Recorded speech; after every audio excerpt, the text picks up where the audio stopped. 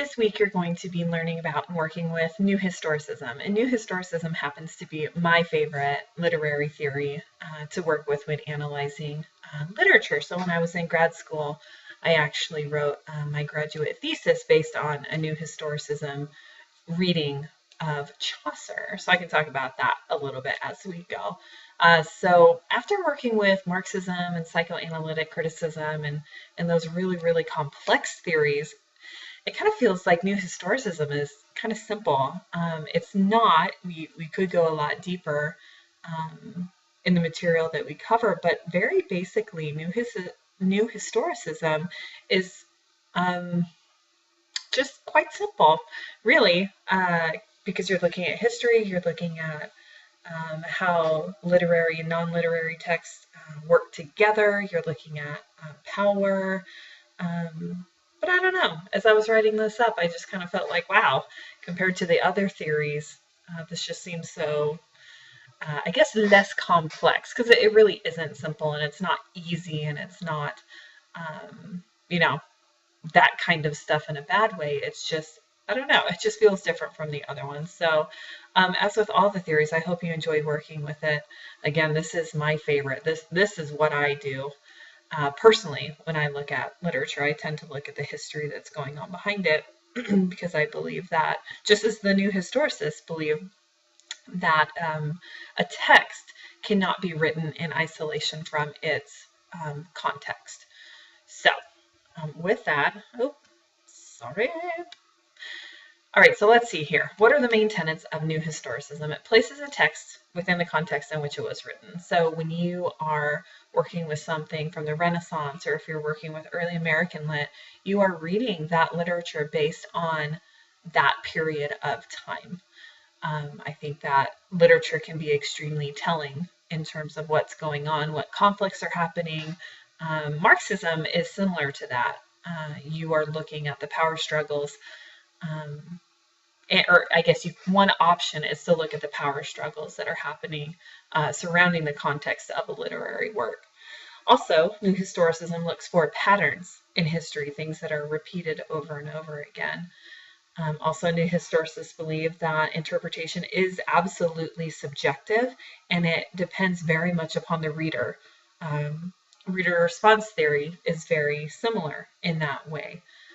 So New Historicists believe that as a reader, we come with our own set of values, ideas, and things that we look at, which makes our interpretation very subjective.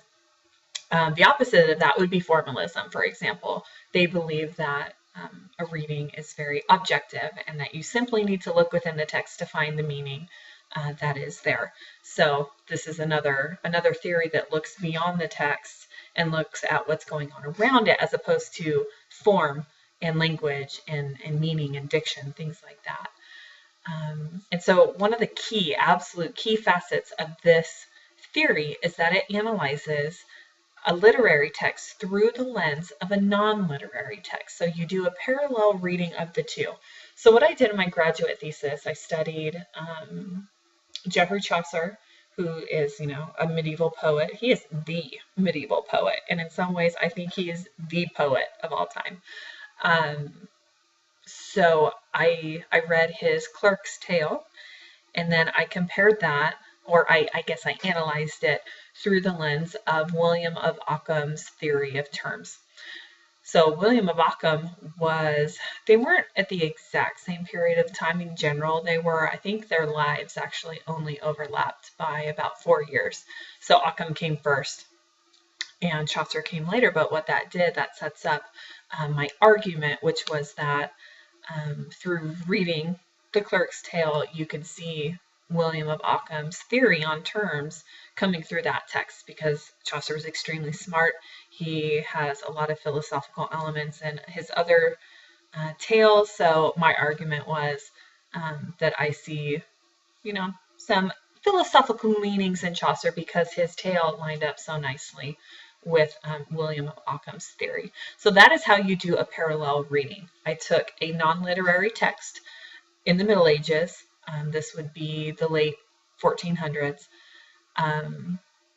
So I took a non-literary text, which was Occam's theory of terms, I applied that to a literary text of the same time, which was Chaucer's Clerk Tale, and then I found the reading between the two.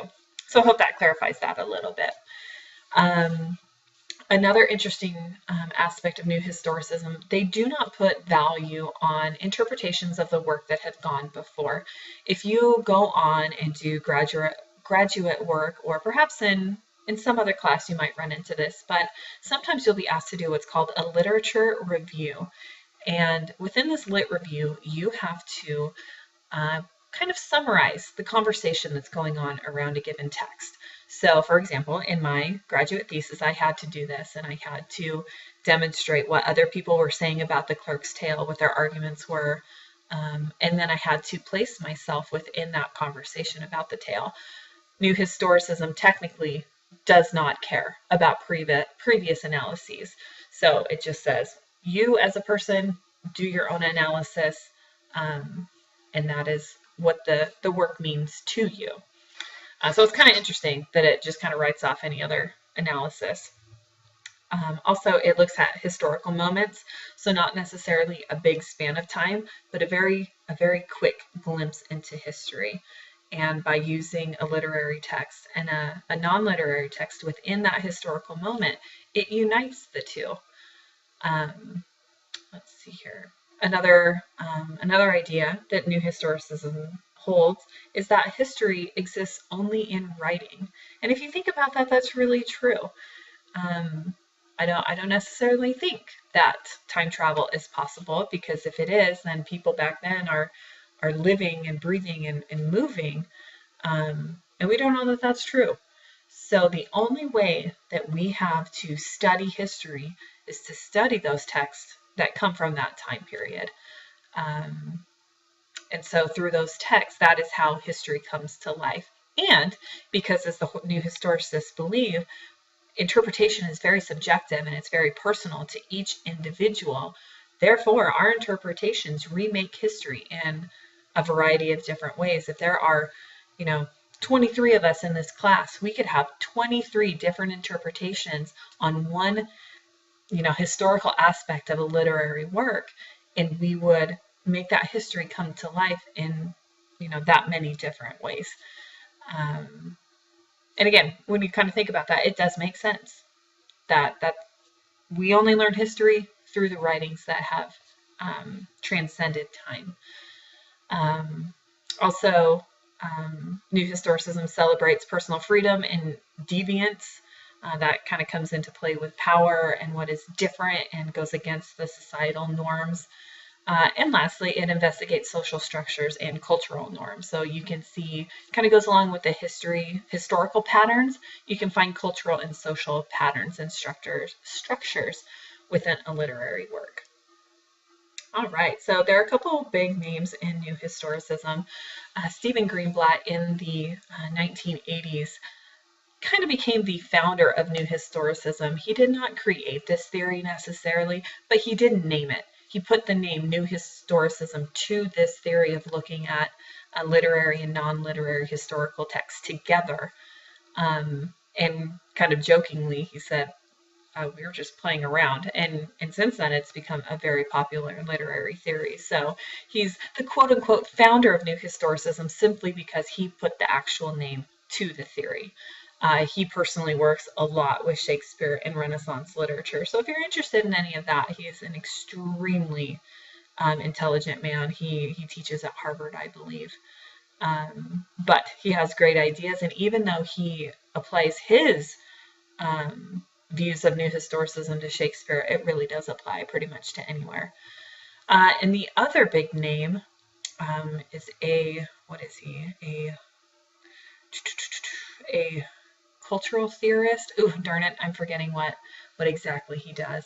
A cultural historian. There it is. It's written right in front of me. So he's a cultural historian, very theoretical. And I guess I should say his name. So his name is Michel Foucault. He's French, so his name might look a little funny, but it's just Foucault. And for people who study theory and criticism, he's a really big name in a variety of ways. But in particular, his theories line up with New Historicism a bit because of his ideas on power. And so he looked at things through state power and control, and how that is related to discourse, so how things are written. Um, and his theory on power pretty much shapes how lit was produced, distributed, and consumed. He passed away in 1984, I believe. So his theory is relatively recent. And again, because he's looking at the idea of power and control, um, it may feel very similar to Marxism, which of course looked at power and control as well. And he did belong to a French group of Marxists for several years, but then he separated himself from them because of some discrimination issues that he did not agree with. So he was kind of a Marxist, but kind of not. And so the big difference that I see between the two is that Marxism looks at the idea of power and social class in a given culture or society, whereas New Historicism looks at how it affects literature. So Marxism, of course, you can see through literature, but it's based on the people, real people, and how they interact with one another and their power struggles.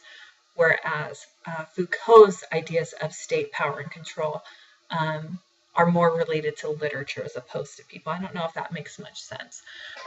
If you're interested in that, I don't want to bog you down with really heavy ideas. That this is just supplemental information that I thought you might like to know in case you do want to study more. So by all means, go and research Foucault and what his ideas are if you're interested. But just very basically, he looks at power and how that shapes literature and how we even consume it.